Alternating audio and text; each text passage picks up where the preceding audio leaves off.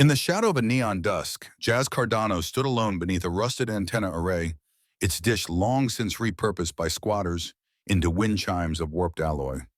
The night's wind whispered against the metal with a low, accusatory groan.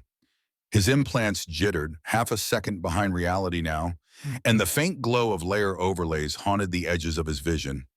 His balance wavered as though he straddled two worlds, neither solid. He was broke, not in the common sense, not the kind of broke that meant no dinner or no ride home. He was zeroed out in the most absolute terms. No identity keys, no liquidity channels, no way to verify he even existed. Without SATs, he couldn't buy bandwidth, shelter, or a single micron of compute to run the cold storage node hiding the most damning evidence in human history. That night, in a damp tenement server crawlspace, Jazz pawned the last thing he truly owned, his ship.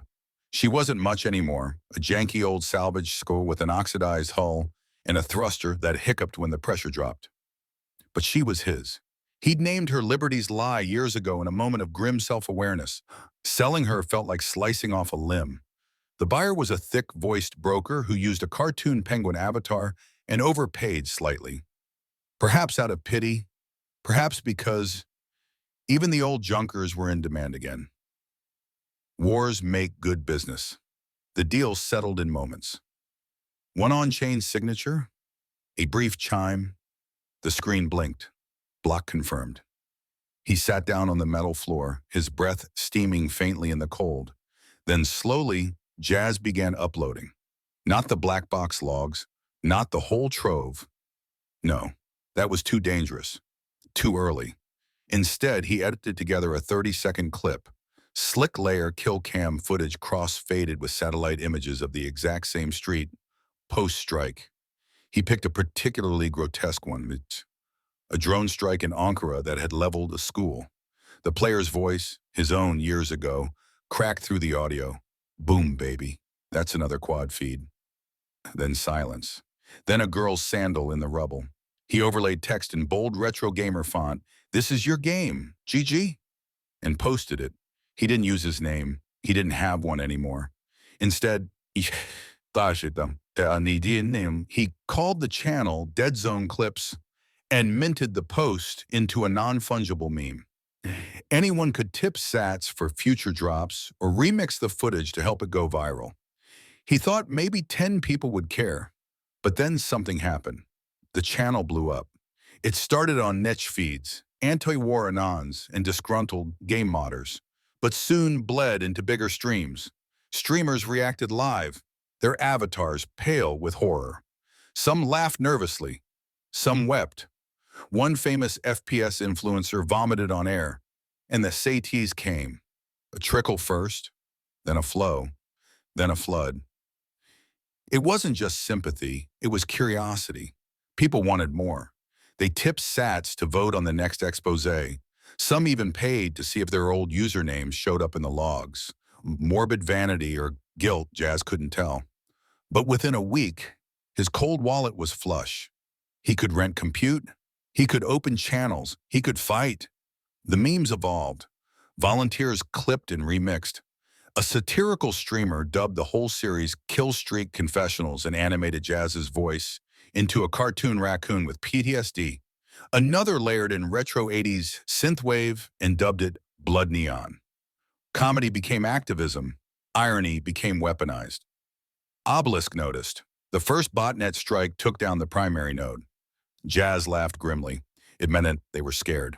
He set up mirrors across 6 mesh relays and migrated the channel to a Sphinx chat group gated by microtips. The more people paid in, the more copies of the files were seeded. They couldn't censor him without paying him. It was a death spiral for their control. In the heat of the mimetic explosion, Jazz called in a favor. He reached out to an old rogue miner who once helped him launder satellite copper through a proof-of-work art market. The miner now ran a covert ASIC farm below a hydroelectric station on the Croatian border. She offered compute for cheap, but only if he promised to burn the fuckers who cooked the Balkans. Deal.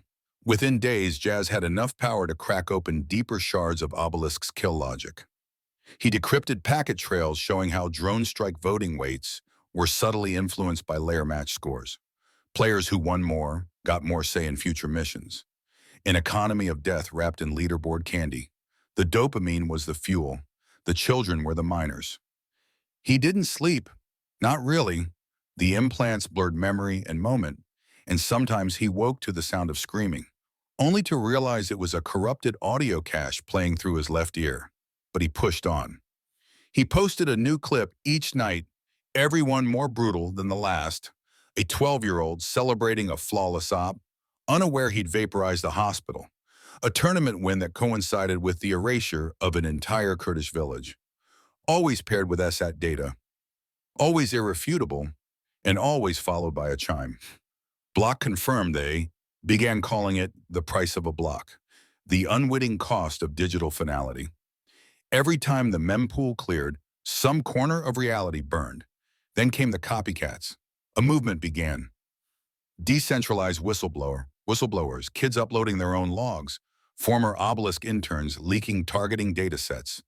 A whole underground formed, an ecosystem of digital conscience. Jazz had become a node, not the leader, not the face, but the seed. Yet beneath the tide of sat tips and viral outrage, he felt the dread growing. Kaya warned him Obelisk wouldn't stay on defense for long. And she was right, because just as Jazz began prepping the master drop, a 3-minute fusion of gameplay, financial transactions, and civilian death indexes, Kaya vanished. The screen blinked. No chime this time, just silence. And Jazz, back in the crawl space, staring at a wallet full of Satoshis that now meant nothing. The price of a block had been paid, but he wasn't sure yet by whom.